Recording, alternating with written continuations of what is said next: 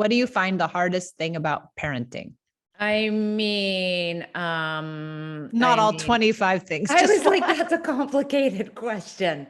Um, I think it's so much. I think growing up, all I ever really wanted to do was be a mom. And I always just wanted to be a stay-at-home mom. And I wanted to do for my child what my mom did for me. And then I had my baby. And within a week, I that fantasy was quickly ripped out from under me. And ever since then, I've been trying to get my feet underneath me. And it's been 12 years and I'm still struggling. yeah. So, it's complicated. And I think there are tremendously ton of things that are difficult for me personally. I would say the hardest thing for me is setting limits and boundaries. Mm-hmm. And that is, you know, seems like kind of a easy, small subject, but it's so linked into so many other things. And it's a real challenge. Yeah. I think there's lots of people who like, how do you set a boundary? When we were kids, I know my dad set the boundary, like you do it or else. And it was all fear. So Yeah. I operated in this place of fear. So when I became a mom, I was like, oh, I'll just use fear. That'll work. I'll scare them into behaving.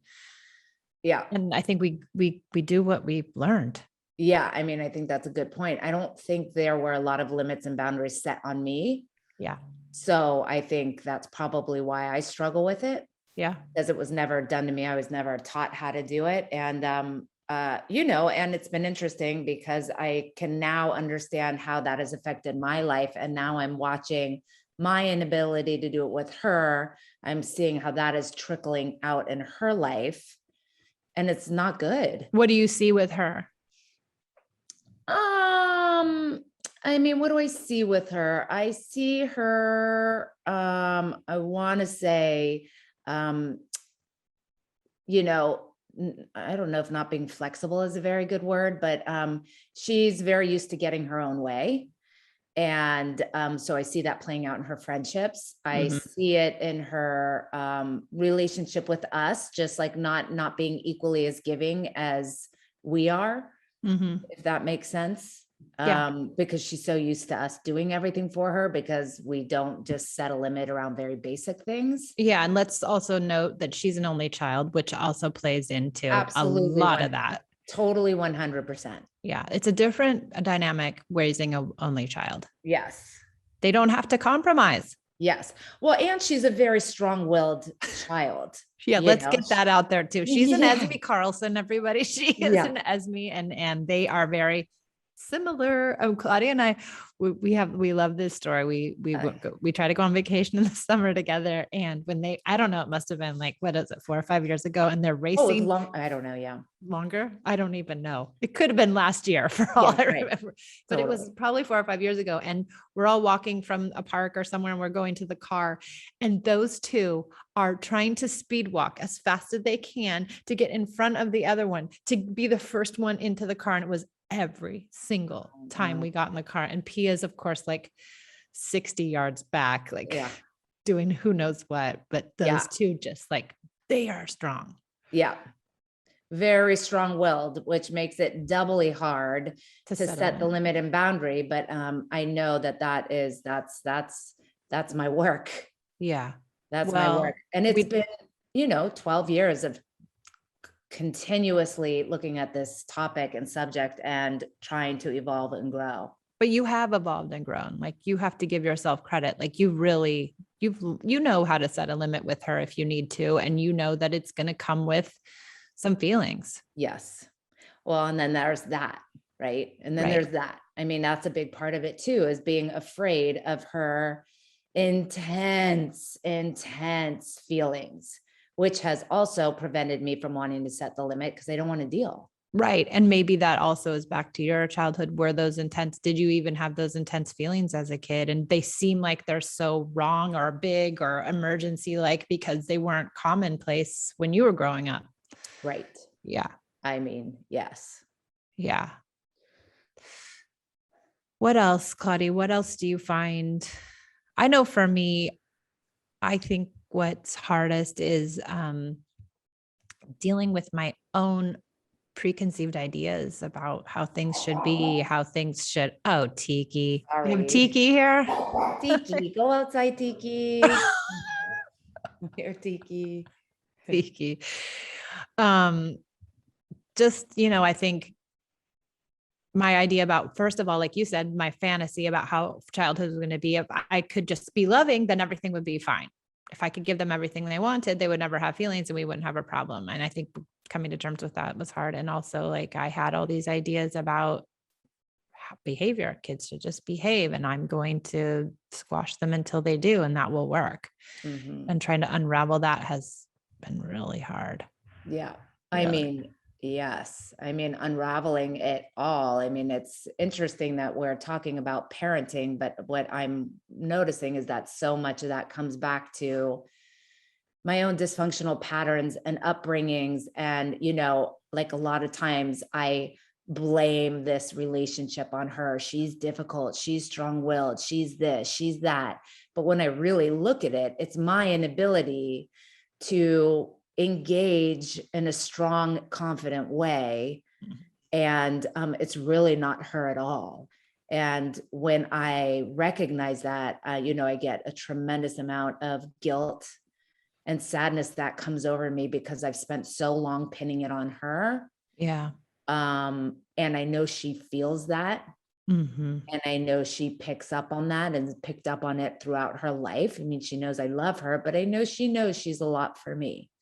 And I Yeah. think then she internalizes that, and it's really painful and sad to know and to watch my inability to do something correctly, or appropriately. I don't know what the right word is, but Fine. with, with limits and boundaries really is what it always comes back to me. Yeah. If I could just do that with empathy and kindness and not let it trigger me so much. But that's a huge ask, by the way, Claudia.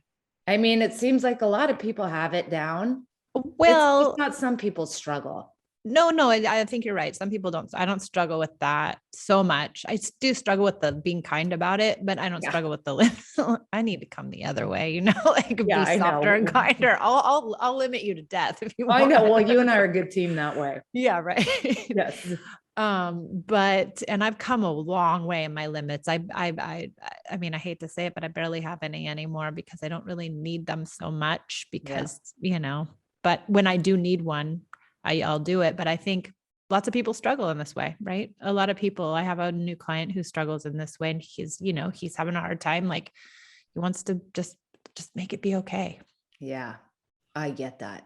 Yeah. I get that. I think I motivate from that place a lot. I want everything to be okay. Yeah. And when it's not, then we somehow believe that everything's wrong and we catastrophize and we go to a bad place. Like I've done everything wrong. She's bad. We're bad. It's all bad, but it's just normal growing up stuff. Yeah.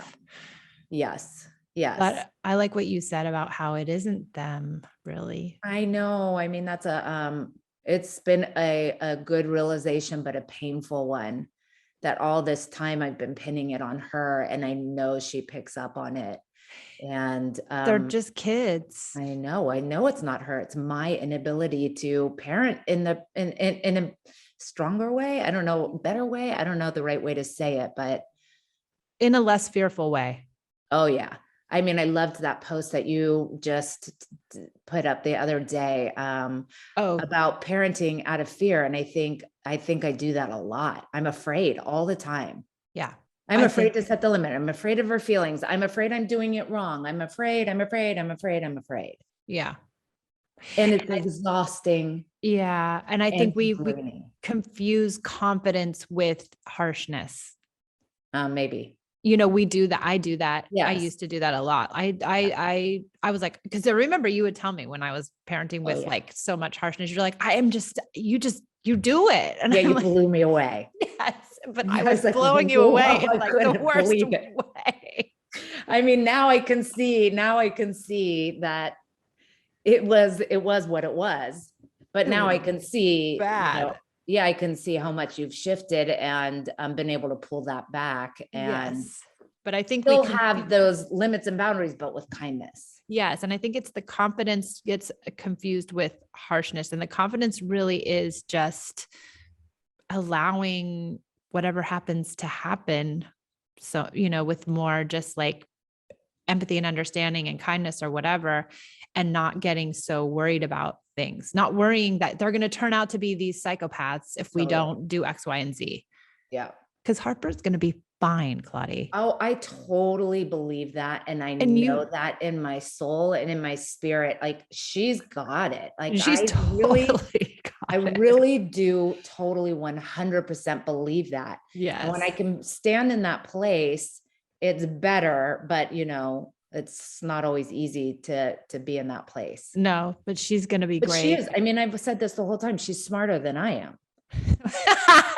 She's smarter than I am. She gets it better than I do. But she does, because she had a great mom. Like, you're beating yourself up around this, limit stuff, but you do a lot of really incredible things with her that she's gleaned from, and that she operates in, and that she knows herself, and she's confident. And like, she's telling you like, nah, Ma, I'm cool. Like, I mean, I think she's good. I think the other thing that I've struggled with is enmeshment.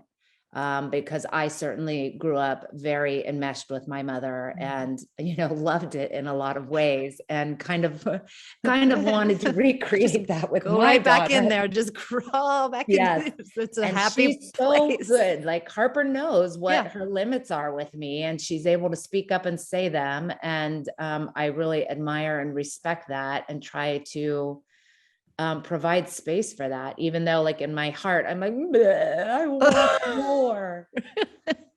But then I just try and smother my pets instead. Well, you can just get them more dogs. Yeah, exactly. Rescue more cats. Yes, exactly. Yes. That's where you can put it, because she'll leave soon, and then who will you be enmeshed with? I know. Yeah.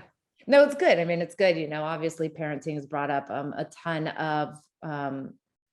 of growth and work for myself. Yeah, I think that's important. I think for me too, like it wasn't about my kids at all. No, it really wasn't. It wasn't one thing about them. Sure, I have one that's really hard to parent. Yeah. Gives me a run for my money, and it hadn't pushed me farther, but it wasn't about her. She was No. going to be, that child is going to be who she's going to be, regardless of, sure, I have some influence, but she is who she is. Yes. And that it wasn't her, but I think that's a really actually really good, interesting piece. It's like, I think so many parents feel like we have to instill morals and values and this and that by like having these, I don't know, lessons and these lessons, punishments and talks and lectures and explanations. And I do think that if you are a good person and you model good relationships and you model healthy ways of living in the world, and then they'll observe that, and they will pick up on it naturally. Yeah, they say, and they're like, you always tell me, they're going to learn their lessons through their friends and through their classmates and through the world. And we should be there to support them and love them. We don't have to teach them every lesson. They're going to learn it. It will ruin our relationship, by the way. Oh, you shouldn't do that. Oh, you shouldn't do this. Oh, you should do that. Would you want somebody walking around telling you what you should and shouldn't do all day long? No. I would hate that person. I remember back in the day, when Harper, she's always loved hip hop, and I would always come to you and be like, oh my God, she's listening to this stuff and it's got the worst swear words and blah, blah, blah, blah, blah. And is she going to go to her teacher and tell him to, F off? And you were like, no, she knows, she knows the difference between what she can say to you and what you can say to, she knows. And you're right. She does know. She never told the teacher to F off.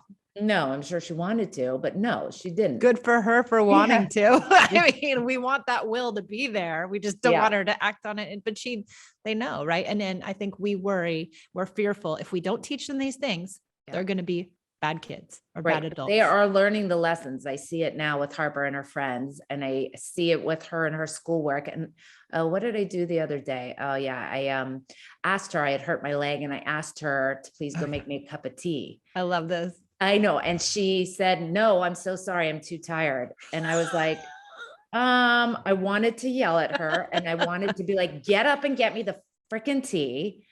And I was really stuck in that moment. Like, do I set a limit? Do I shame her? Do I berate her? Like, what do I do? Like, I'm sitting there. I can't walk on my leg. I do so much for this kid. Give me a darn glass of tea. And, and she didn't. And I really struggled with it that night. And, didn't know how to manage it, didn't know how to deal with it, knew I didn't want to shame her about it, but really kind of didn't know how to manage it. And then, I just said to her later in the night, you know what, it really bummed me out when you didn't get me that tea. I feel like I do a lot for you. And, just every now and then it would be nice if you could do something for me when I need it. And that was it. Yeah. And then the next day, and ever since then, she's been so super helpful. Yeah. Feeding the cat, setting the table, doing all of her chores, doing everything, oh, let me help you with the groceries, mom, like doing things that she doesn't normally do, because I think it resonated with her. Because you didn't get mad. You didn't get mad shame her. Shame her. And I didn't. You let it sit. Turn off the TV and say that, I didn't do any of that. Yeah, I let it sit. And I do think that gave her time to sit with it. And she's shifted. I think that's an important laughed. What? Who knows how long it'll last? So it's fine. Yeah, it's fine. But she got it. I think that's an important tool for teenagers, is to really, not shame them, not embarrass them, not punish them, and really let that internal shame and that. My dad was on the podcast last week, and he said, and he said, when they say stuff I don't like, I'm just quiet and I just wait. And then if I wait long enough, they always apologize. Yeah. And that feels better than what the alternative is, or what many people go to, this big, like, kerfuffle, like, blah, blah, blah, Totally. And it was so hard, because in that moment I was like, I'm a bad parent. Why won't she get me my tea? I should be setting this, I should make this a big deal. And I didn't, like, in the moment I was like really struggling with it. And then I was like, well, just take a breath.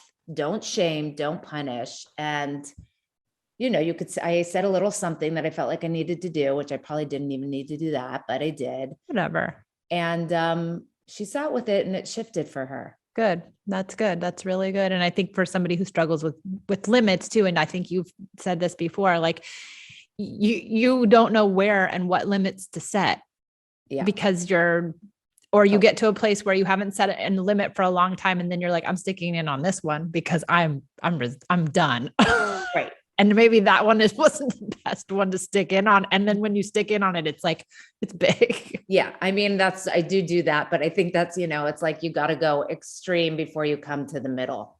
Agreed. I'm like, at least I'm setting a limit. Is it the right place to stick? Probably not. But you feel, but I got to start somewhere. Just practicing. Yeah, I'm practicing. I know she thinks I'm probably nuts though. She does not. She loves you to death. That kid. We love her. Yeah, she's a pretty amazing little sweet kid. Yeah, we love her so much. Yeah. The girls love her so much. I know she loves your girls too. All right. Anything else you think that's interesting that you want to impart on anybody who possibly will be listening to this? Anyone who will spend the time, they're probably like, after a few minutes, all right, these two ladies. The only other thing that's really coming up for me right now is, like, I feel like Harper doesn't really come to me to talk about stuff. I feel like there's some sort of she doesn't trust me, or she doesn't feel like I'm going to listen, or I'm going to come in too strong with my opinion. Yeah. Or whatever it is. There's something that's keeping her from sharing certain parts of her life, whether it's around friendships or boys or whatever. What do you think? I think it's a few things. I think I don't do a great job of just listening. I think maybe I do come in strong with my opinions and my advice. Yeah. And that's just, I think she's basically trying to tell me that's not what she needs. She needs me to just be quiet and hold a supporting space for her. And even like ask her questions to help her figure it out. What do you think you should do? Yeah. What does that feel like? Yeah. How do you think you should manage it? If you did that, what would happen? I mean, I think that would be such a better approach. And I've learned that now because I'm like, why won't she come to me? Why doesn't she talk to me? Blah, blah, blah. And so I've had to really think about it. So now I'm really trying to not be reactive. I'm trying to listen and I'm trying to be more curious. Like with the social stuff. Yes. With anything she'll come to me with. Oh, like school. I hate school. And instead of being like, well, you'll have a better day tomorrow. You know, that's the worst. I know. I'm like, well, tell me what you hate most. Yeah. Tell me everything. Tell me the most miserable part. Yes. I hate it too. What else? Yes. I hate math. Yes. I hate math. You know, like.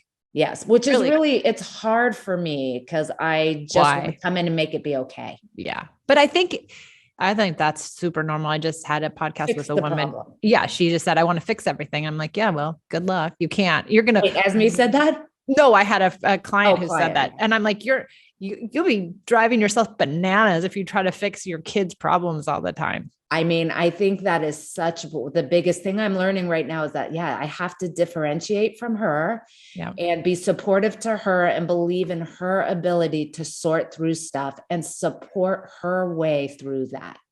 I think too, why all this is coming up, which I think is important to note too, is that she's 12. And I think that's a big shift in your parenting and the way, because you're going to the next level. Like they're not a toddler or they're not a school age kid anymore. And you have to learn how to parent just a bit differently. Yeah.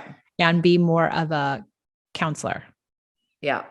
Yeah. I mean, it's been an interesting shift and, it's never a dull day.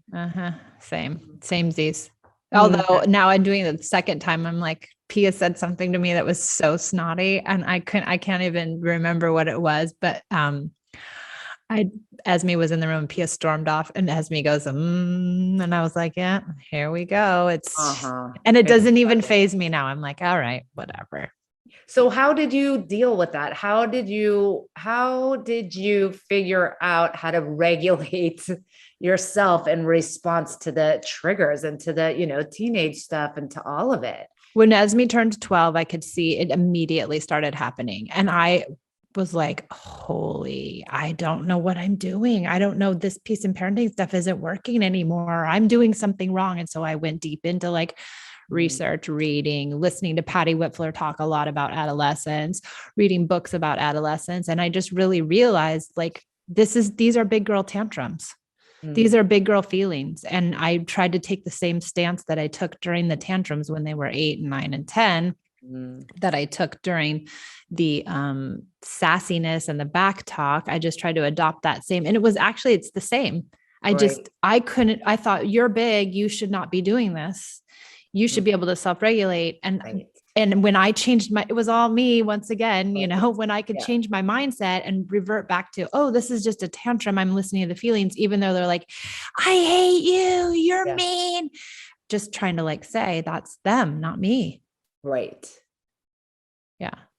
I mean, I think that's a good way of looking at it. This is a big girl tantrum. They're shows big. Itself differently.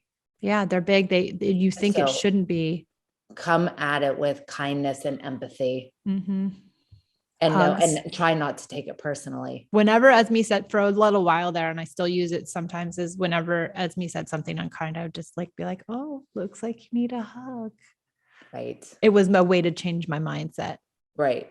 Even if she didn't want one, or even if it didn't necessarily quote unquote work, it changed my shift. It shifted my mindset to say, I'm going to become with affection. That makes me feel better. In this show you love interaction. Yeah. It just softened me. Right. It wasn't about her. That's so good. That's so good. To just soften, because it's so triggering. Oh my God. It's so triggering. It just makes me want to explode sometimes. It makes me want to slap somebody. Yeah. Yeah. Yeah. I know. Craig has a really hard time with that piece. It's disrespect, right? It's this whole idea, like they're disrespectful. Totally. They're going to be disrespectful. I will not allow my child to be disrespectful. And you're like, If you can let that go, it would benefit you if you can let that go. It would really help you feel better. Right. And it's the same thing. They'll do that to us, but they won't do that out in the real world. They know enough not to do that into their friends, to their teachers, to anybody. Well, not only that, they're not safe. Those you are going to love Harper no matter what she says to you. And she knows that. Yeah. That's why she says all the. Well, and it's her way of getting it out, right? It's her way of trying to figure out how to self-regulate. Yeah. And it's all how she's feeling inside. She's saying how she feels inside, but she's directing it at you, unfortunately. It's not pretty. No. It's not pretty. This is not pretty. No, this is not pretty. This mom said once to her, this is not pretty. Yeah. No, this is not pretty. No. Okay. One last thing. I think we really need to say, like, most days when we talk about parenting, we just want to say, like, I want to leave. Right. I just want to I don't want to do this work. Yes. It's hard. And for anybody out there thinking like, oh, we're doing it so perfect and we're connected parent, you know what? It's hard and I mess up still. And I don't want to be here a lot of the time. I just want to go to Hawaii. Oh my God, totally. And just leave it all behind. I mean, that is the fantasy. Right? Yeah. I mean, it's a fantasy, but yes. And then we'll leave and then we'll be sad. Exactly. The guilt that would come with that would just be, I mean, it would be unbearable, but yeah. But I do think it is important to have breaks and to get away and to have weekends with your friends and weekends with your partners. And, to take space and time is really, really crucial for my survival. Agreed. I think more and more now, I don't need it as much, which is interesting. And I've just come to this realization, like, I don't need to say this. I'm going to knock on wood. They're so much easier now. Yeah, you've been saying that for years. I don't know if it's the parenting or if it's just me. I think it's just me feeling okay. Comfortable. Yeah. No, I mean, not all the time. I have my days where I've done shamed and said the wrong thing and been a jerk and whatever, but I also can forgive myself a lot easier too. I don't know what it is, but I don't know. I think that's lovely. And that is something to aspire to for me. Like to just get to a place where it doesn't feel overwhelming to do it. Yeah. To just feel like, okay, I've got this. It's all good. It's going to be okay. Even if I make a mistake, and to not let it all be so big and heavy and emotional. Yeah. Yeah. Yeah. But processing our own stuff, I mean, it goes back to that too, right? Yeah. Thank you, Claudia. I really appreciate you coming on. You're welcome, Michelle. I'm super proud of you for all the good work you're doing. And you've helped me so much in my parenting existence. And I'm super grateful for all that you have shown and taught and supported me with. So thank you so much. Oh, you're so welcome. Well, I get it back in lots of ways.